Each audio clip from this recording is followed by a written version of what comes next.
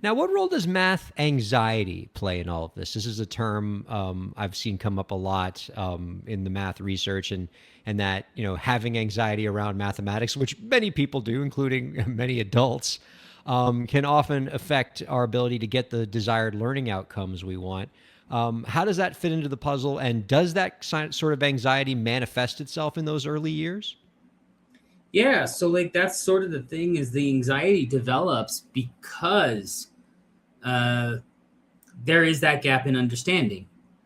And so if also you continue without understanding, then it's like you're supposed to be knowing something. You know what I mean?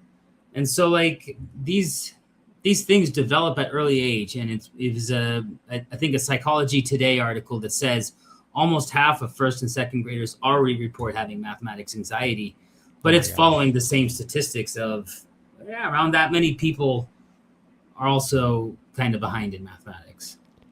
So, what do we do about that in the sense of is math anxiety a separate symptom that we have to specifically treat on its own, or is it one of those things where if we focus on the content knowledge and help boost students' mathematics skills, the anxiety dissipates on its own? Like, how do we tackle those two things together?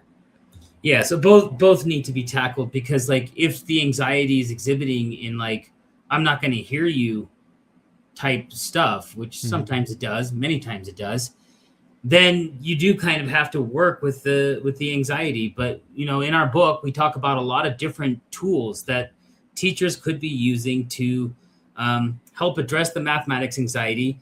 And then a lot of it does kind of involve starting at the student's level of understanding and then building them from there so that they believe that they also can do it. Now, what role does inclusiveness play in all this? I've heard that word inclusion come up a lot recently in the science of math and math education. What does it mean for math instruction to be more inclusive? Yeah, well, our strategies were inclusive in the sense that like it includes everybody. Sure.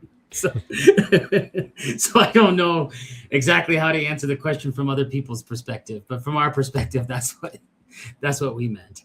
Well, I mean that's makes a lot of sense, and I think reaching out to different populations is, I would imagine, key to addressing some of those anxiety concerns.